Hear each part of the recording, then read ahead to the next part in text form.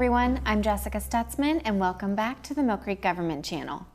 Being on good terms with your neighbors can come in handy, like when you're out of sugar or need a babysitter in a pinch.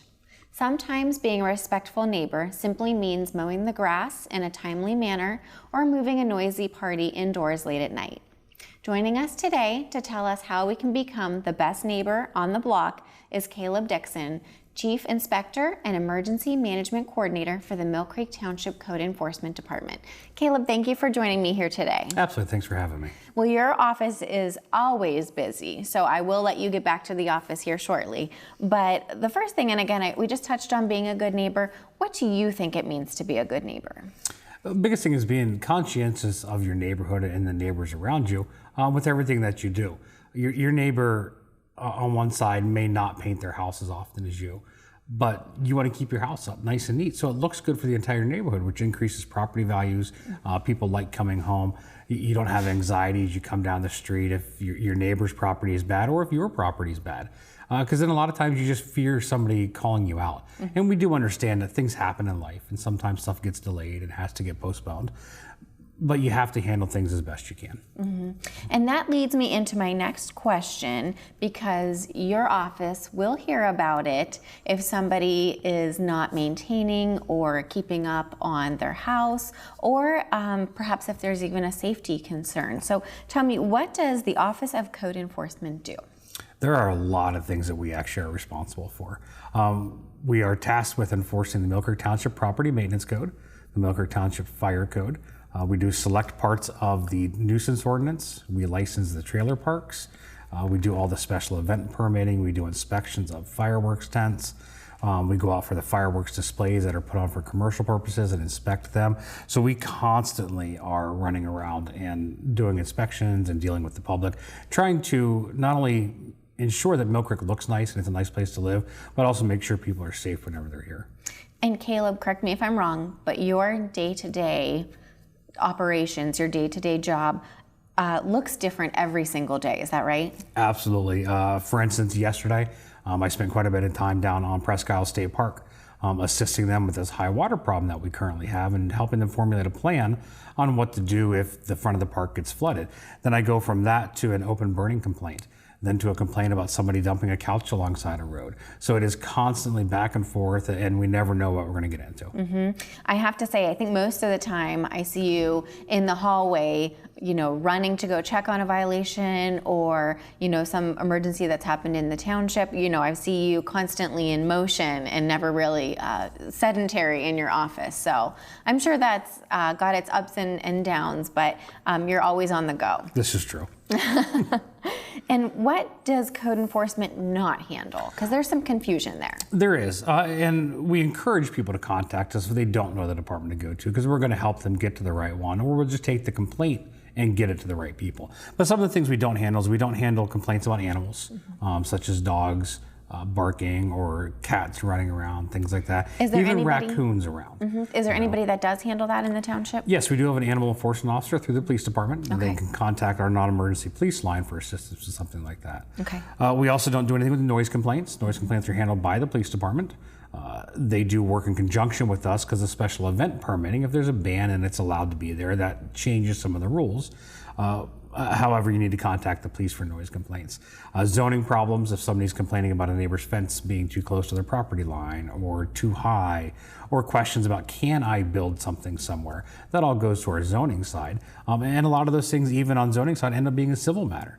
If you believe your neighbor's fence is too close to your property line or on your property line, then you need to contact somebody to survey it, and that needs to be handled through a civil process, which the township does not get involved in.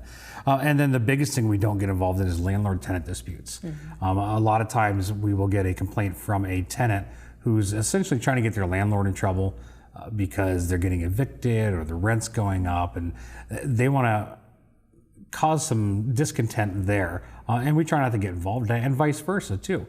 If a landlord comes to us wanting to get a tenant out by using us as their muscle, we don't want to get involved in that either. There's other avenues for that. Right. So. And and again, in an emergency, if there is a car accident or things like that, that's also something where our residents should contact the police department directly, correct? Yes, if there's an emergency, you want to contact 911 or the police department directly.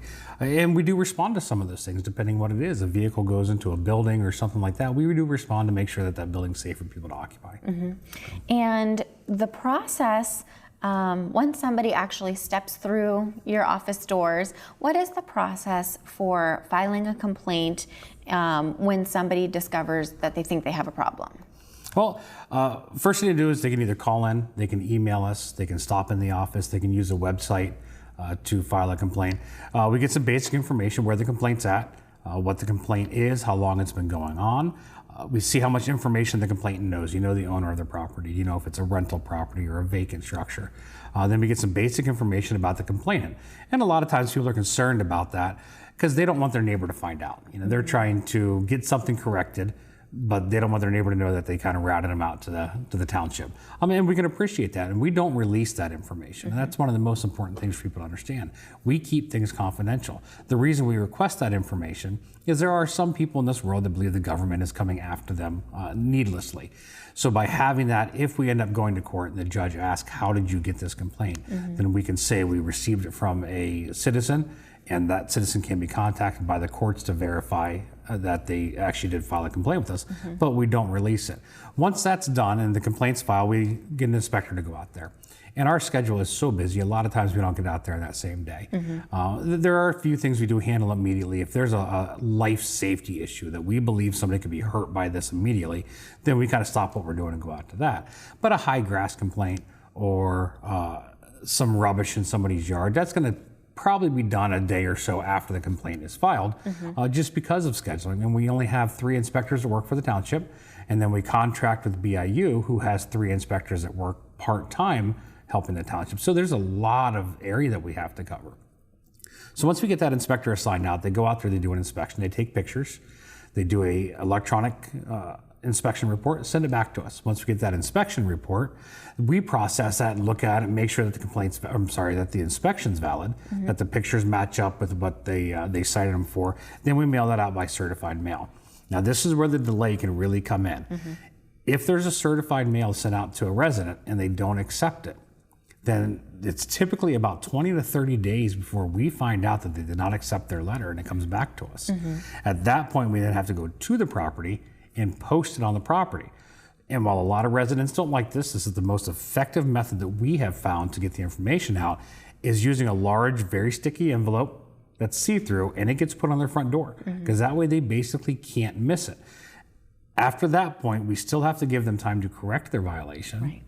And if they still don't correct it by the time we come back and look another time, then we file a citation against them in the court. And it's a summary offense. So you have to go in front of the judge, and the judge is there to set the fine because you're already in violation of the code. So the process can be very quick if the person accepts their certified mail, or if they're there and we can give it to them in person.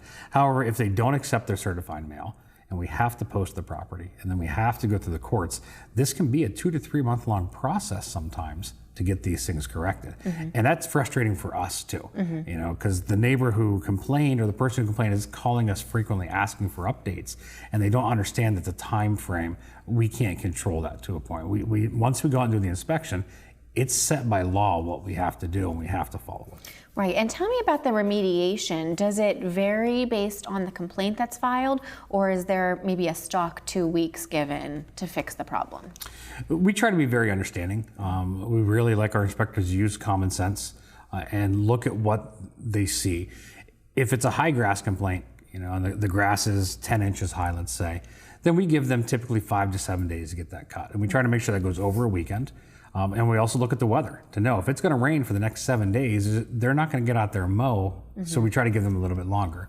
If it's something like the house needs painted, all the paint's flaking off and chipping and wood's exposed, and it's going to rain or snow, because we never get snow in Erie. You know, if we happen to have snow for that month, then we give them a little bit longer to go out there and do it, because they can't get it done. So we do try to look at things with common sense in mind.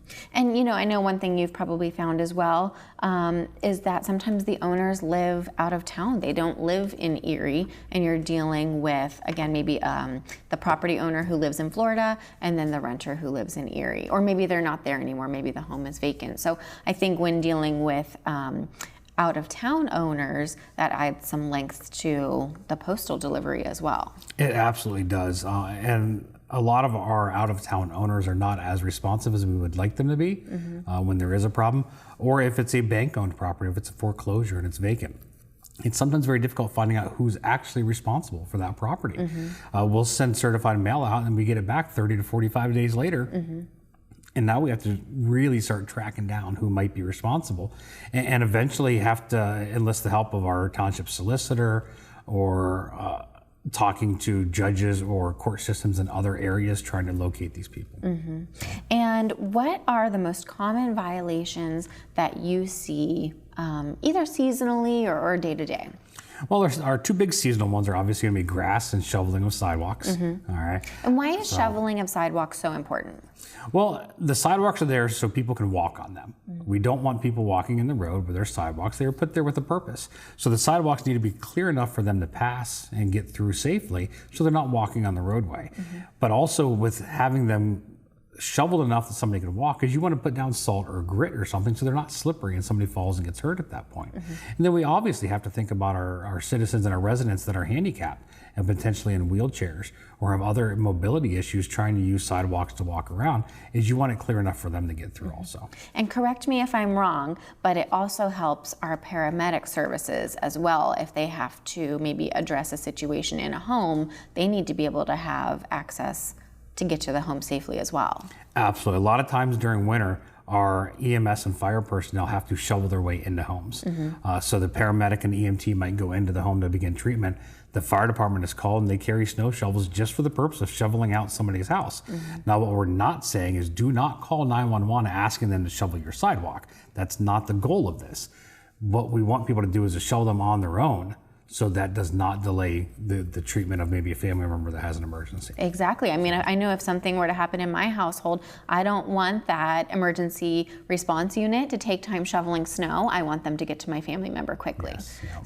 So we were talking again a little bit about some aesthetic complaints that you get, and then some safety complaints that you get. What other things do you see? Well, a lot of things we see are the inoperable vehicles. All right, if a vehicle has flat tires, if it's not inspected, not registered, that's considered an inoperable vehicle, and it's not allowed to be on your property in Millcreek. You have to have legally operable vehicles, which means they have to be able to go across the roadway at any point. A lot of parking issues with people parking things on the grass. The zoning code does not allow for you to park things on the grass unless you don't have a driveway. Then you can park one vehicle along the roadway off the cartway so other vehicles can pass. So that's another big one. Not painting surfaces, the exterior protective coating. If it's not vinyl sided, it needs to be painted, or pressure treated wood, something that's not going to rot. And a lot of people are like, well, that's only just because it looks pretty. Why do you care if my house looks pretty? It goes deeper than that, though. If that wood starts to rot and it's a structural member, then it can actually cause your house to fail and start to crumble. It can allow water into your house, which is then going to cause mold in there. Or if water gets in and gets into your electrical circuits, it can cause a fire. So it's more than just looking pretty. This is actually to protect people. And it's kind of a roundabout way, but once you understand it, that's the reason we want things painted or treated, then it's easier for people to buy into it and get it done. And Caleb, you really have seen it all. Absolutely. We've done everything from a minor grass complaint to a hoarder house where they've taken out 30 dumpsters worth of stuff out of this hoarder house, and people were living in there and having to get them relocated to other areas, all the way to vehicles running into doctor's offices and taking out main support beams and having to shut down a large building for an extended period of time until it can be made safe again. Yeah, and just going back to that hoarder house, there was a lot of time, your time invested, and a lot of volunteers were invested who helped to clear out the hoarder house, and also dumpster services were donated. How much maybe, and I don't know if you know off the top of your head, but how much of your time was invested in maybe monetary services? Our time from our office is quite extensive on that. We are different than some other municipalities and some other government agencies in that our goal is compliance, but we also want to make sure that the people are taken care of. So with the Hoarder Houses, we don't just walk in and say, you have too much stuff, get rid of it. We'll be back in a month, and if it's not done, we'll write you a ticket. Because that's not going to help that person. Deep down, there's a mental health issue associated with that. So the first thing we do in a Hoarder House situation is try to get them mental health support. We reach out to family. We find out if they go to a local church, and we reach out to maybe their clergy to come in and talk to them. Reach out to Adult Protective Services, Millcreek Community Hospital, St. Vincent. They all have mental health specialists, and they will come right to the scene and help us on site with this person to convince them this is the best thing to do. Because I don't want to condemn the home and displace them without them having them somewhere to go and a plan in place. So then we work on a plan with them. And even now, one of my first hoarder houses that I ever had, we got her back in 3.5 weeks due to the congregation in her church stepping in and helping her clean the house out. The waste service donating multiple dumpsters. I mean, they in their product alone, they probably donated, I would guess, $5,000 to $10,000 worth of service to this person. And then the church with all their donations of getting her back in there, people doing work for free to rewire and paint. And I still follow up at least once a month at this point. I go and stop in and just check and, hey, how are you doing? You know, and talk to her and you know, let her know that people do care, you know, that she's not there on her own trying to handle this. But they take a lot of time. Yeah, and you're right. If you don't have that plan in place, they could, I mean, I feel like a lot of times those belongings that they have accumulated are they become very attached to them.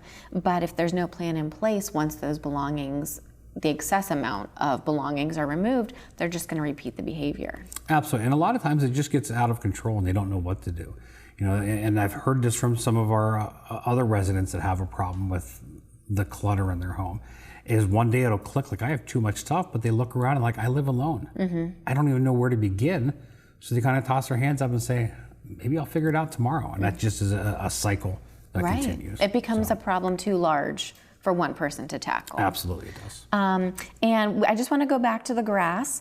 With that being such a frequent problem, how can residents ensure that they're in compliance? Like, when is high grass too high? Well, the code says anything over 8 inches is too high. That's grass and weeds. It does not include shrubs or trees or cultivated gardens, cultivated flower beds. And when we say cultivated, we mean it has to be maintained. So having a flower bed for 1 year, 5 years ago and not maintaining it does not count towards that. But once that grass reaches that 8 inches high, it starts to harbor insects, it starts to harbor rodents. It attracts things that you just don't want to have in your neighborhood or in your home. So we want them to keep it down below that 8-inch mark. Now we do understand this spring has been a very wet spring, so it's kind of difficult to get out there and mow without making everything just a mud pit. But that becomes a cycle also. If you don't cut the grass to where the sun can start to evaporate off some of that water, then it's never going to dry out. So you have to eventually just cut it regardless of how wet it is to get some wind and some sun to evaporate that out and dry it up. And there's a couple of different ways to dispose of the grass. Certainly you can, if you want to bag it, you can bag it for trash in Millcreek Township. I wouldn't recommend letting it get to 8 inches, but letting it grow high and then mulching it using a mulching mower. I do want to touch on composting grass, because if you're not composting grass in the right way, it will just all clump together and it will smell very, very bad. Absolutely. So you definitely want to compost it the correct way. And part of the nuisance ordinance does actually address the smell from a compost pile. So if you have too much green and not enough brown in there to begin that compost process, and you don't turn it and keep it healthy and alive essentially, then it is going to start to stink. And then we get the calls on that and we have to come out and address that with you. Right. So. And then again, you touched on mold. Again, just tell our viewers, why is mold in your home such a bad thing?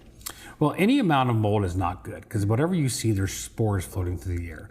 And there are so many thousands of different types of mold, you don't know what it is unless it gets tested. We frequently have people call in and say there's black mold.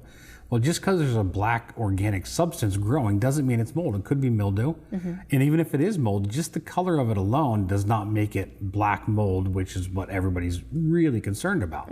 But mold can cause allergies, asthma, bronchitis, all sorts of different medical issues with somebody. So you don't want to have the mold in there. The root cause of mold is from moisture and improper ventilation. So if you have a leaking roof, you have downspouts that are clogged, or your gutters are filled up, or even just missing, then that water gets a chance to get inside. And without the proper ventilation for it to dry out and go away, that mold starts to grow. So you do want to take care of it. But you don't just want to paint over it, because painting over it just hides it, doesn't make it go away. Even spraying it with a common bleach solution is not the best idea, because all you're doing is spraying it off the surface, and that mold is actually living behind your paint. You know, one of the favorite things for mold to eat on is latex. The binders in the latex, it absolutely loves it. So it gets behind your paint and it lives in your drywall or your wood. And so you paint over it thinking, oh, it's great, never gonna have to worry about it again. Meanwhile, it's growing all over the place and you don't know it. So you want to make sure you don't have those water leaks. If you do discover mold, you want to contact an appropriate company to come out and take a look at it and figure out how to help you get rid of it. And it may be as simple as dehumidifiers and a solution from them that kills the mold and does it properly. But you want to reach out to a professional and have them help you out. Are there any regulations on your end regarding mold? There are no regulations anywhere in Pennsylvania regarding mold. When we do deal with mold, we look at the root cause of it. You know, like I said, the ventilation and the water coming in. But nobody has taken a stand anywhere and said that this amount is too much or this amount of this type is too much. So we look at the whole grand scheme of kind of what's going on. If we walk into a place and there's a little bit of mold in a corner, you know, we look for why it's there, and then that's an insanitary condition, so I can still give a notice of violation about the mold itself without ever knowing what it is. And then we go into other places where there's so much mold that I can't allow the people to continue living there because there's a health risk at that point. And where do you see mold the most? In the attic, in the basement, somewhere else, the garage? Typically in the basement. We have a very wet area up here in Northwest Pennsylvania. A lot of the homes here are older, and so we don't have great ventilation. So we do see that in the basement a lot of times. Frequently we'll get phone calls about mold in showers, and that's typically a mildew, not really a mold. And that can just be cleaned off a lot easier than mold. But true mold a lot of times is growing down in the basement. Okay. So. And what should a resident do if they do in fact receive a notice of violation from your office? Well, the first thing is if you receive a certified letter from the township, please sign for that, because we sent it to you for a reason. You know, and we want to help you through this process of becoming compliant. Once you get that notice of violation, try to get it corrected as soon as possible. And we encourage communication with our office. Our phone number is right on there. The name of the inspector is on there. The violation, the pictures, all of that's right on that notice. But call and talk to us, especially if there's a problem. We do understand there's issues. You know, we may give a notice of violation to somebody who's a widow or a widower who's elderly and on a fixed income, and things just got away from them. You know, or there was a frequent incident in their life. I'm sorry, a recent incident in their life that maybe they haven't been able to keep up on things. So if you call and talk to us, we can extend deadlines. We have that ability, and we'll work with you. We help people find services to help them out, whether it's some sort of social service agency, or we connect them with United Way to get services, or even having a company reach out to them and say, hey, you know, we can do this for you, Boy Scouts or one of the other organizations looking for volunteer work, but they have to call and talk to us. If they completely ignore us, then we assume they're not going to do anything about it. Right. You know, and then we have to file the citations. But getting it done before that deadline is the key thing. So we can come out there, do the re-inspection, and be done with it. And then who is responsible for fixing a violation? The owner of a property is ultimately responsible for their property, even if it is a rental. However, there are a few things that the occupant of a structure is responsible for. If they've caused it, if it's their fault, then they are responsible for their actions in getting it fixed up. So let's say a tenant has taken their kitchen trash out and dumped it all over the yard. All right. Yes, the owner is responsible for the property, keeping it clean, but the occupant is the one who caused that. So we're going to send a notice of violation to the occupant, but also to the owner, to let them know that, hey, there's a problem on your property and you need to ensure it's handled. And then if it's not handled by either party, they will both be taken to court and fined separately for that one incident. Okay. Caleb, we don't have much time here at all. What I want to mention real quick is that you have a lot of resources, pamphlets, literature in your office, and that would refer to either burning or fireworks or just some simple tips on being a good neighbor and upkeeping your yard and your home. How can residents get in touch with your office? Well, they can obviously call the township at our normal line. Extension 334 is for code enforcement. They can email us at code@millcreektownship.com, and that hits everybody in the office. Every inspector gets an email from that. They can reach out to us if they absolutely have to and have no other way through the social media.